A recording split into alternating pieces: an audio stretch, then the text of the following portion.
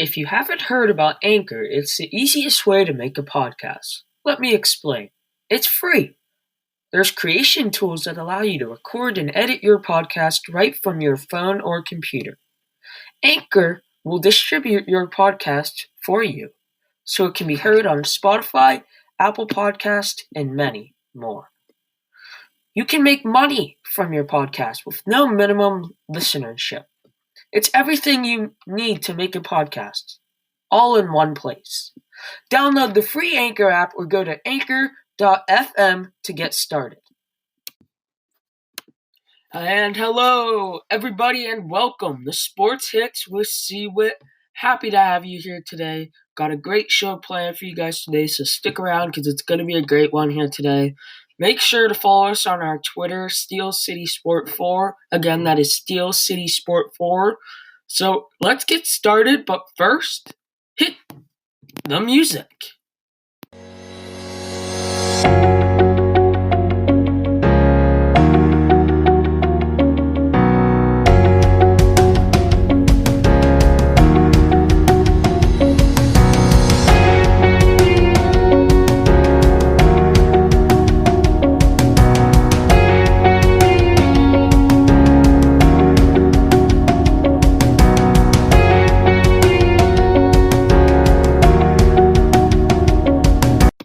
And welcome back to Sports Hits with Cwit. Let's get into today about talking about my favorite team, the Pittsburgh Steelers. They got the dub versus Chargers this weekend, 24-17. My thoughts on the game are, damn, we look good. Whew. Shutting down the Chargers offense in the first half. Keenan Allen with 2 catches. 2 catches. The guy who burned us last year, who had Vince Williams on him last year, had 2 catches. 2 catches. Was this game more Steelers are good, or was it Chargers bad? Steelers had their third-string quarterback.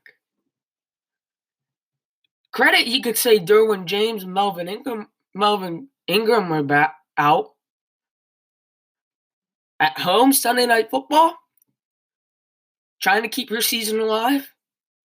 Chargers should have won that game. It's embarrassing. It's embarrassing for Chargers fans. Steelers fans love it. And can I just talk about how embarrassing it is that like 75 of the population at that game are Steelers fans? Hell, they even played Renegade. Are you kidding me? How embarrassing is that? How embarrassing is that? 75% of them were Steelers fans. And you played the Steelers fight song. Nonetheless, the rant about the Chargers fan base or even the Chargers organization, let's go in about the game. Steelers declined the kickoff. They won the kickoff. They won the coin toss. They declined. That's what most teams do. They held the Chargers. I think there was 1 first down, and then they got a 3-and-out. Or maybe I think it was the Devin Bush. No, that was 1. Well, they got a 3-and-out after 1 first down. So it was a good job for the D, try and get Buck Hodges short fields and try and, limit the turnovers. But I love what the Steelers offense did. They pounded the ball left and right, run it up the gut every single time. If you can't stop it, you got to find something else to do. But I loved it. It's ground and pound football with Dirty 30. Dirty 30 had a heck of a night. I think it was like 100 yards. I know he had 2 touchdowns, so nonetheless, the point is, Steelers team looks good. They look good with Hodges. How are they going to look with Rudolph? Because I don't want you coming to me saying, only reason we can't won that game is because of Duck Hodges.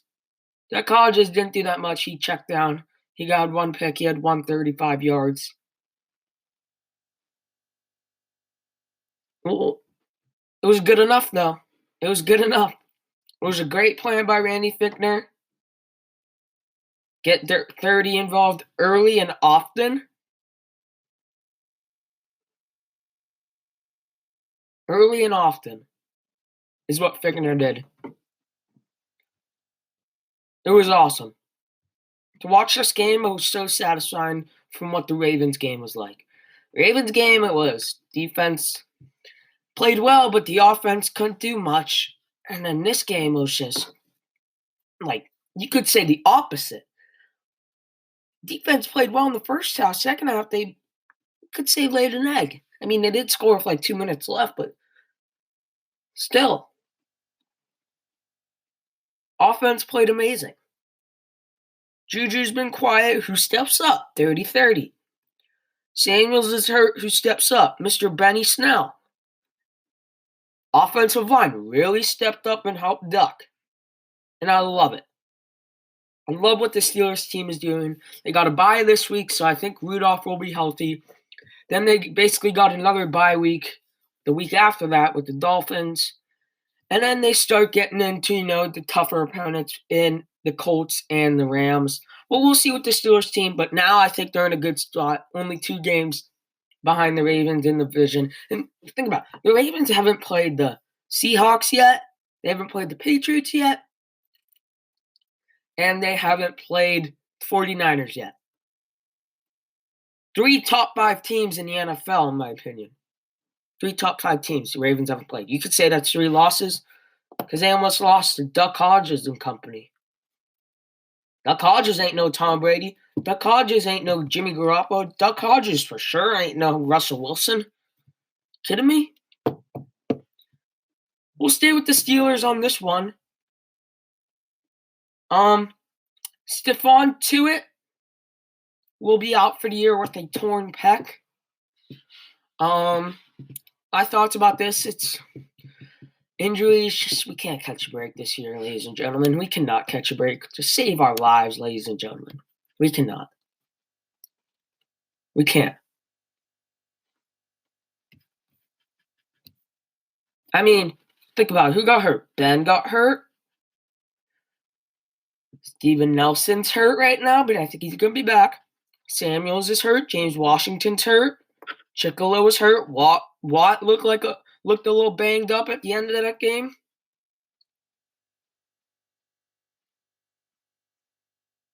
Xavier Grimble was hurt. All these guys. It's just so disappointing, but we're only 2 games back with our horrible division. 2 games back. I bet the Seahawks, Niners division, they would be begging to be 2 games back. Beg.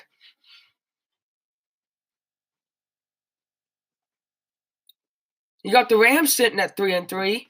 You got the Niners at 5-0. You got the Seahawks at 5-1. I'd much rather be in the AFC North than that division, to be honest with you guys. Moving back to the AFC North, the Browns. Karma. Who would have hyped up team coming in the ESL season? No one wants to talk about the Patriots. No one cares about the old guys. No one cares about Drew Brees. What were they excited for? Young Baker Mayfield with all his new weapons. Jarvis Landry, Nick Chubb, Kareem Hunt when he gets back. Odell Beckham Jr., for gosh sake. And what did the first 6 games show you? A 2-4 record team, undisciplined, a bad head coach, and a dysfunctional offense. We're going to look at 3 people who people are thinking are the Browns' problems. Odell Beckham Jr. is one of them. Freddie Kitchens is one of them. And Baker Mayfield is one of them. Who do I think is who's causing the trouble? Baker Mayfield. Baker Mayfield. You see him on every other commercial, and he's not doing stuff on the field. He ain't doing anything on that football field. Anything. He has like 11 interceptions this year. I thought this was his big year.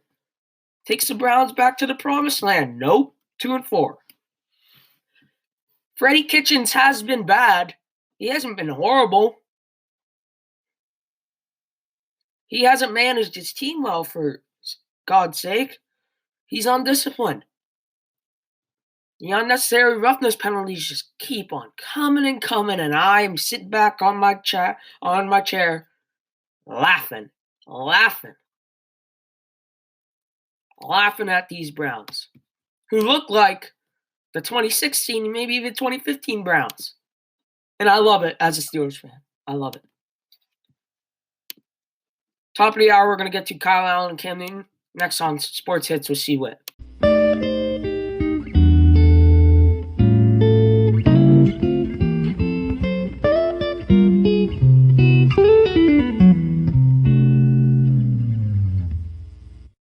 Hello and welcome back to Sports Hits with Cwit.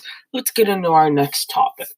So I'm going to start out by saying, when you play sports, there's sports all around. People love them. But how do you be great at sports? Obviously, talent helps. How do you have a good team? You ride the hot hand. You really think if you're gonna get someone from injury, if he's injured, hell, he might be a Hall of Famer, but still, Dak Prescott did it. Is this the same situation with Cam Newton? Cam Newton, seems like his whole career has been a roller coaster. Had that MVP season, made it to the Super Bowl, and then just injuries have killed this guy. He had surgery in the offseason, trying to help his shoulder. Obviously, that helped, but now the problem isn't high, it's low. So we're going to go to Kyle Allen. I don't know about you guys, but no one had any idea who Kyle Allen was. No idea who he was. He's from Texas A&M. I don't watch a lot of SEC football because that's just Georgia and Alabama, all those guys. No one really cares about them. It's all SEC football, and it's just not entertaining to watch. Alabama is just so much better than you guys. Nonetheless, riding the hot hand is what's going on right down there in Carolina. He's 4-0 as a starter. And you're going to tell me, why the hell would you take him out? Why would you take him out? Why?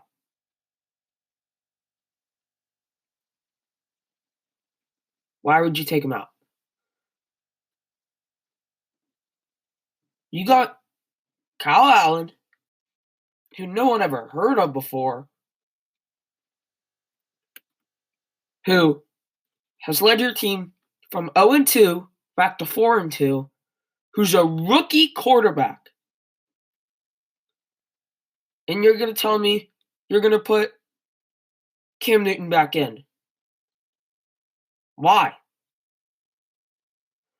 Cam Newton led you to an 0-2 start. So why the hell would you put him back in? Why? Cam Newton, is he good? Does he have talent? Does he? I mean, he's athletic, yeah. That's one part of the aspect of the game.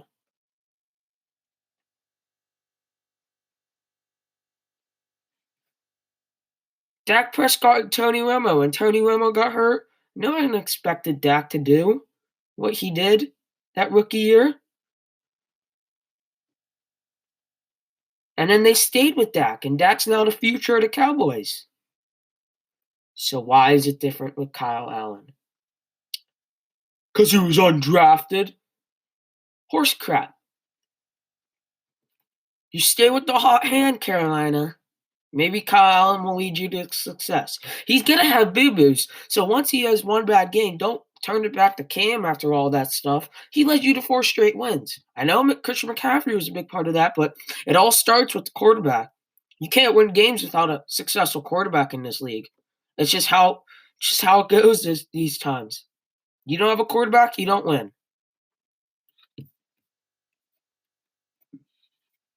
Moving from the Panthers over to the Rams. People may have figured out what Sean McVay liked to does. I know what y'all are thinking. Sean McVay, next great coach. Is he? Because I'm blanking right now, but the Robert Saleh, defense coordinator for the 49ers, he shut them down. He shot all of them down. You kidding me? You're kidding me, right? You go from a Super Bowl to a 3-3 start. Credit the Patriots were 3-2 at the beginning of last year, but they got Bill Belichick. They don't got Sean McVay.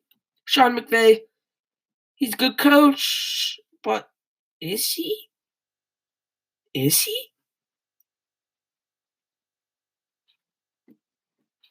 People are figuring this guy out. Why do you think Robert Saleh was so successful? He had a plan coming in. He executed the plan very well. And he shut down Jared Goff. He shut down Cooper Kupp. Todd Gurley wasn't playing, but that helped. And he punched them in the mouth. Do I think the Rams can turn it around? Yes. But they're in the toughest division in the NFL.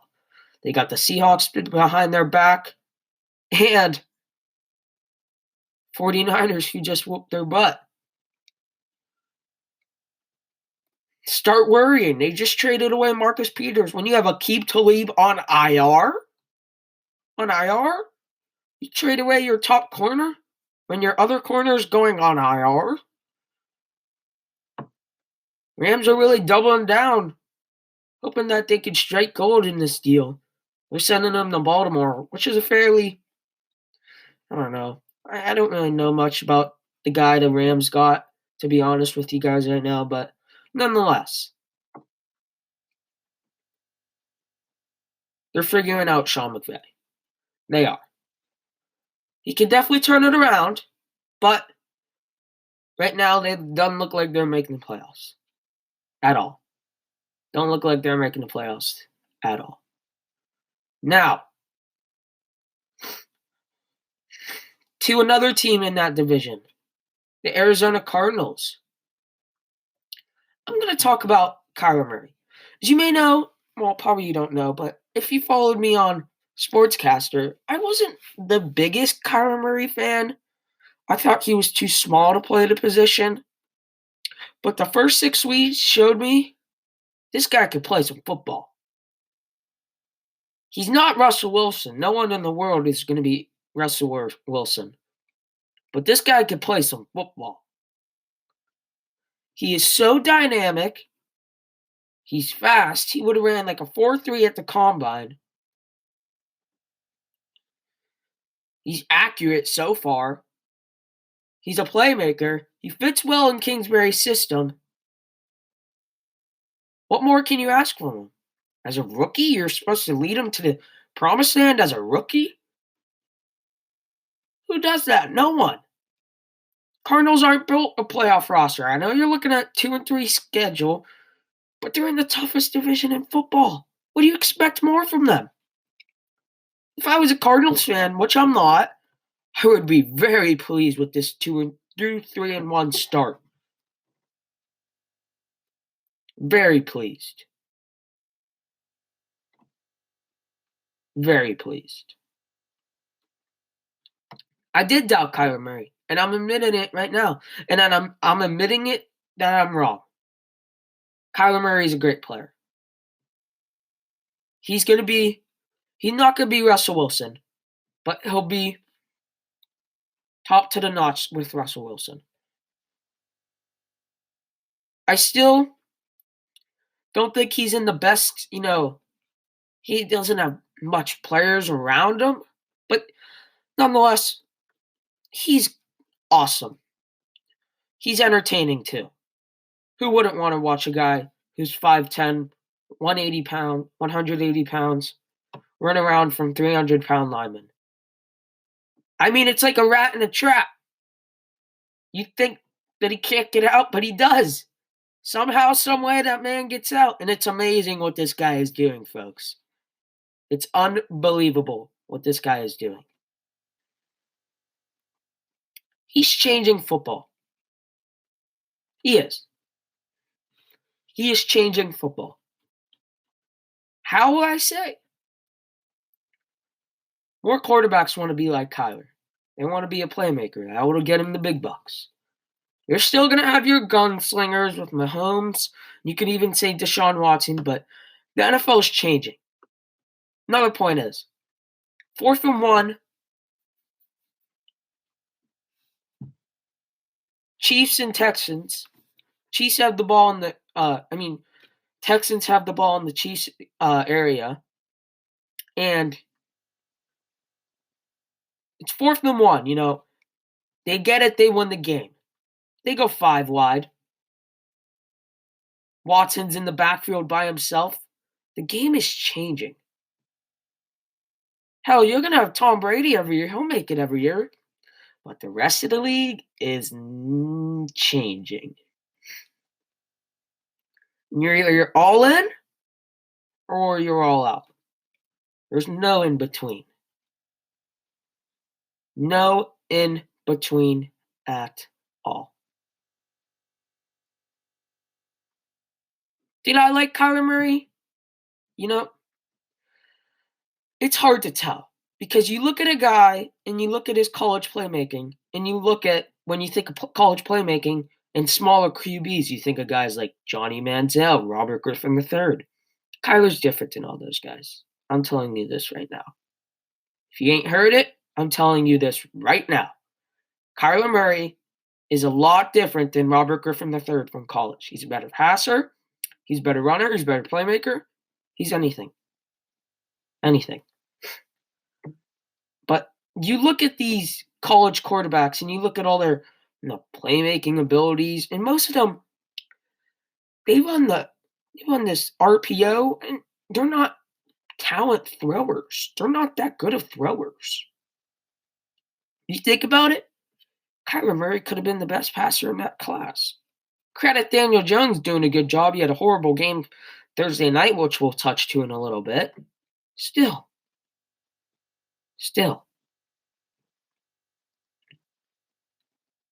Kyler might have been the best decision that Steve Keim, who is fighting for his job at this point. I don't think he's a great GM at all. And Cliff Kingsbury, who got fired from Texas Tech, it's the best decision they've ever made in their entire life. You put Rosen back there, I was a big fan of Josh Rosen, not going to lie. I thought he would do well in Miami. I spoke wrong. Ryan Fitzpatrick had to come in, for gosh sake, to save him. Versus the Redskins, and then they blew the 2-point conversion so they can tank for Tua. Whatever. Have Tua. Have a left-handed QBs. There might be something wrong with them after all. I leave you with this point. Kyler Murray's a great player. He's not Russell Wilson.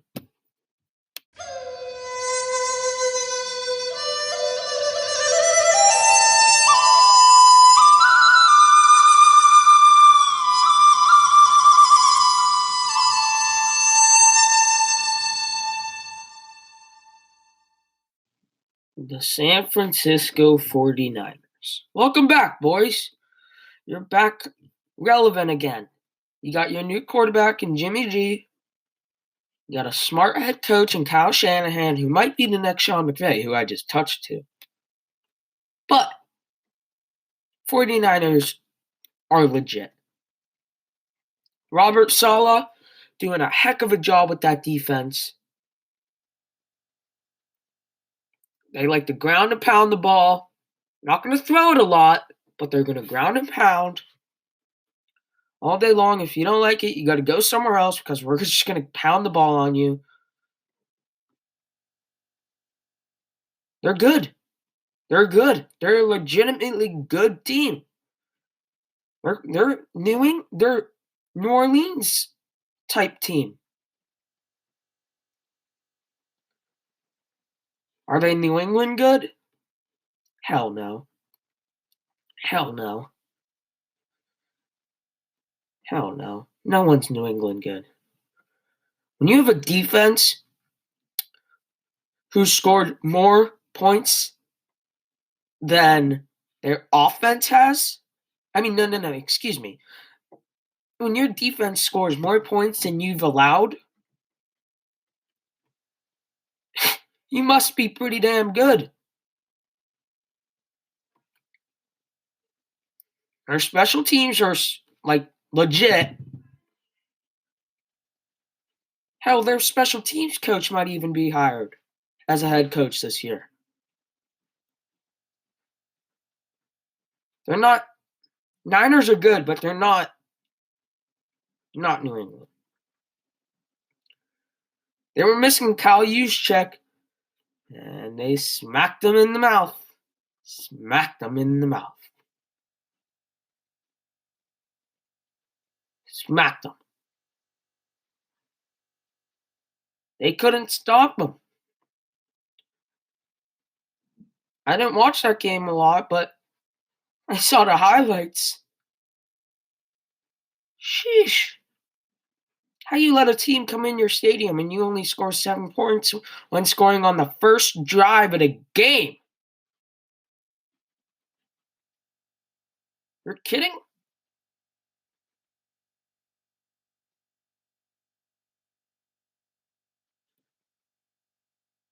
That's horrible.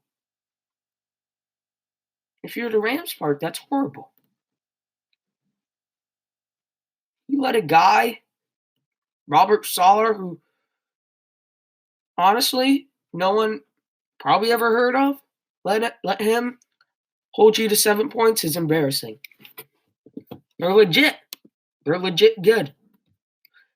The NFL Power Rankings just came out, and I was looking over them, and you see the Browns at 24, you see the Steelers at like 18, which is like in a good range for the Steelers, I'd say, especially with their third string quarterback. Probably hoping to get Mason Rudolph back, but nonetheless, I started to go in the top 10, and you all see the Bears and all that stuff.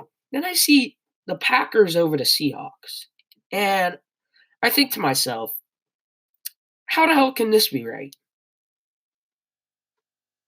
How? The Packers barely snuck by the Lions. They lost to the Eagles at home with a secondary that's atrocious.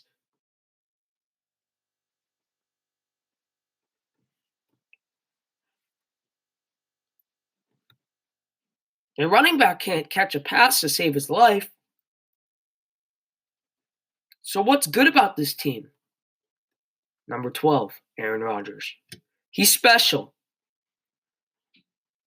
He's very special. He's a once-in-a-lifetime talent. He can sling the ball from anywhere on the field. He's awesome. He's fun to watch. He's entertaining. You give him any receivers, he'll make him into All-Pro like he did with Devontae Adams. You think Jordy Nelson was a good receiver? Yeah, he was good, but he wasn't that great. You think James Jones was a great receiver? No. He had Aaron Rodgers. James Jones went to the Raiders and didn't do anything there. He came back to the Packers. He was like on the Pro Bowl. Aaron Rodgers makes him good. It's not Matt LaFleur. Matt LaFleur helps. The defense helps Aaron Rodgers, but it all revolves back to the quarterback. Back to number 12.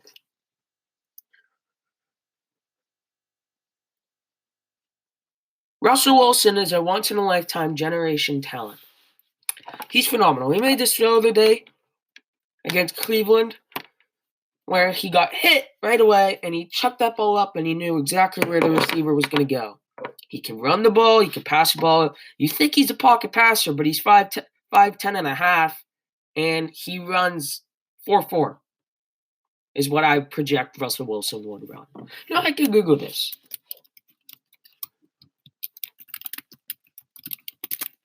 I could Google this.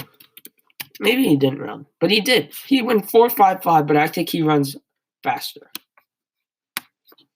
Still, 4.55 is very good for a quarterback. So Tom Brady's 5.28, and Aaron Rodgers ran a 4.71.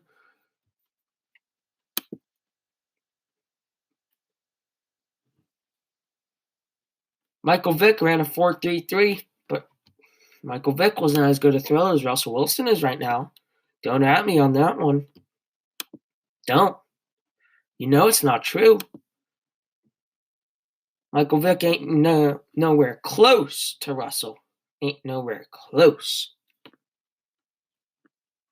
If he had a defense, which they do this year, has talent around him, he can go a far way in the playoffs. We're going to take a quick break, talk baseball when we come back, review the games, hot takes at the end, here on Sports Hits with Cwit. Hello, everybody. Welcome back to Sports Hits with Cwit. I'm your host, Colin Whitty. And let's get into some baseball. The Yankees and Astros are tied up 1 game apiece. And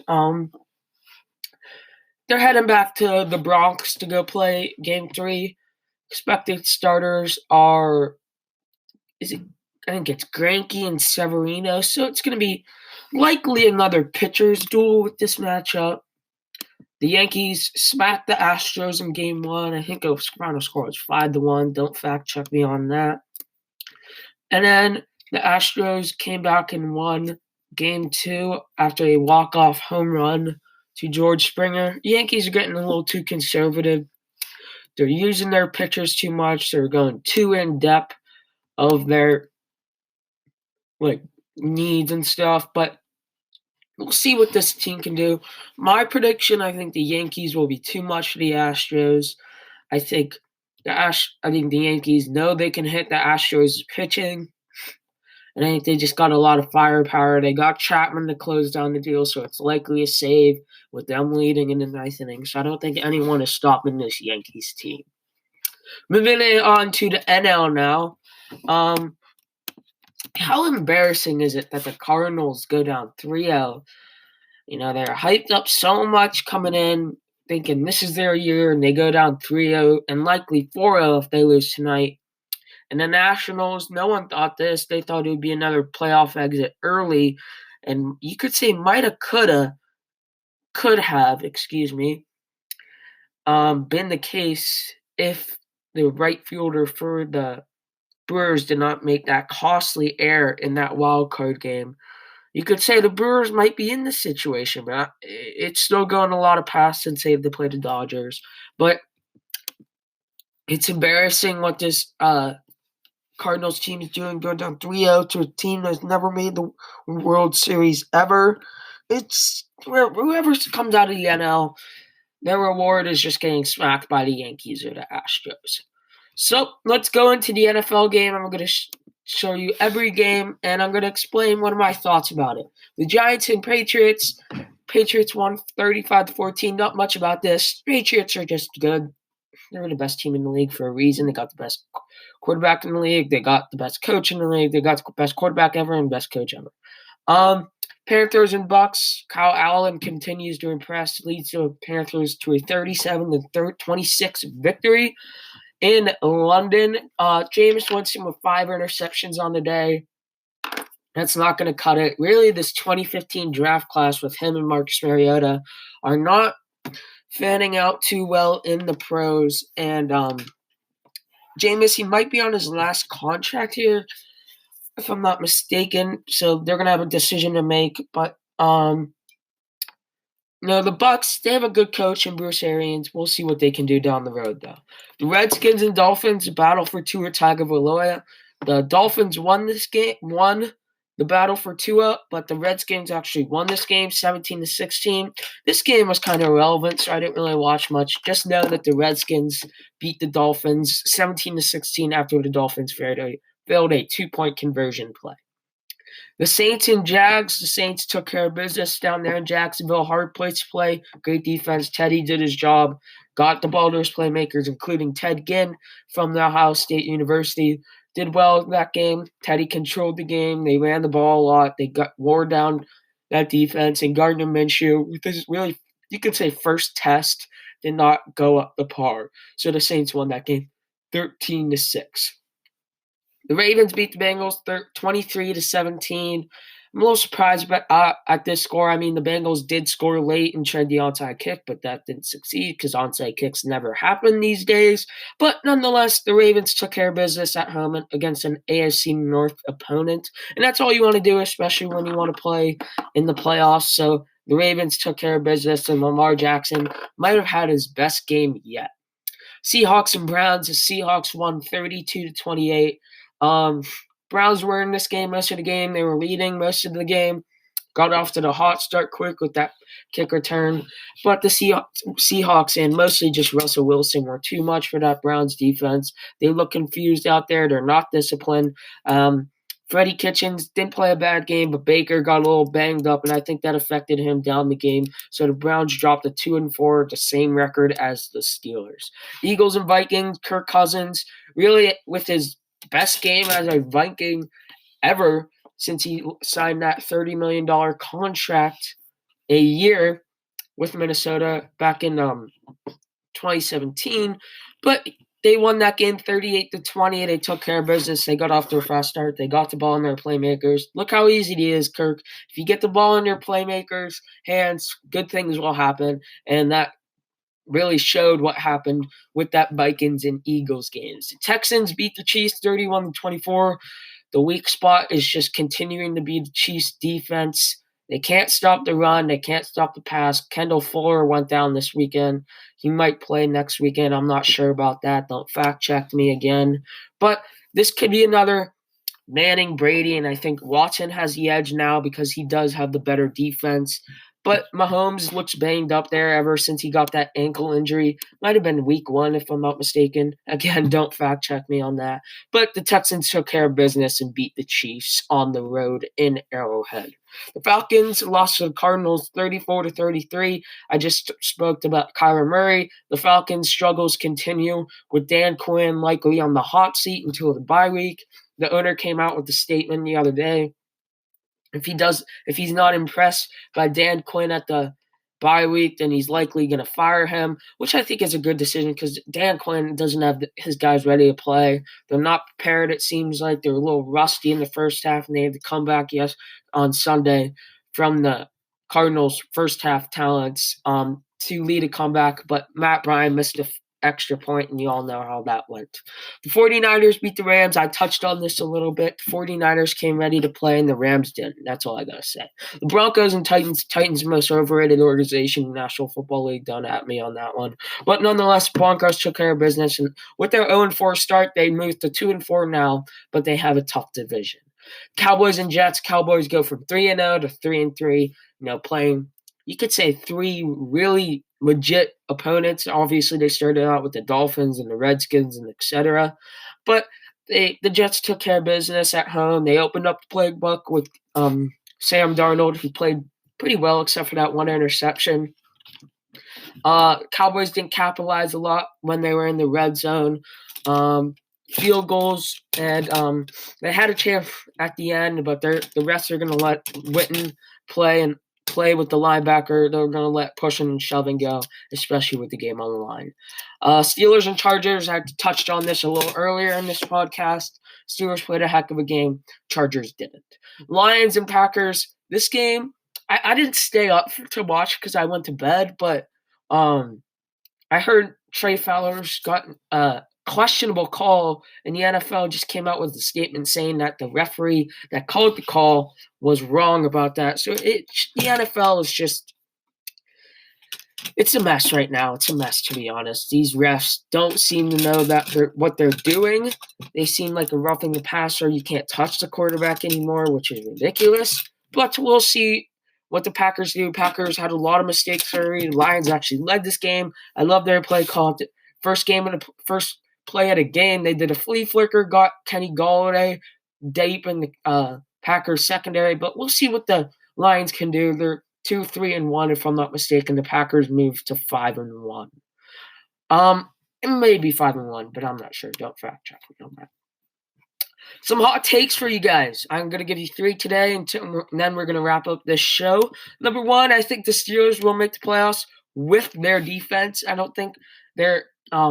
think their defense has been fantastic this year. Ever since they traded for Micah Fitzpatrick, seems like he's it. He's the man, replacing Sean Davis, but a big loss with Stephon Tuitt. With Stephon Tuitt being out for the year, I touched out a little earlier, torn pec out for the year. Guys like Tyson Alualu and Dan McCullers will have to step up and play that role of replacing arguably an Pro Bowl defensive lineman. My second hot takes is Georgia will beat Alabama. I think Kirby Smart, it was a little wake-up call last week. The loss to South Carolina, set 20-17. It's a wake-up call for this Georgia team. I think they're out of playoff runs, but if they beat Alabama in the SEC championship, they may not even make the SEC championship. I think LSU and Alabama are in the same conference, but they probably will.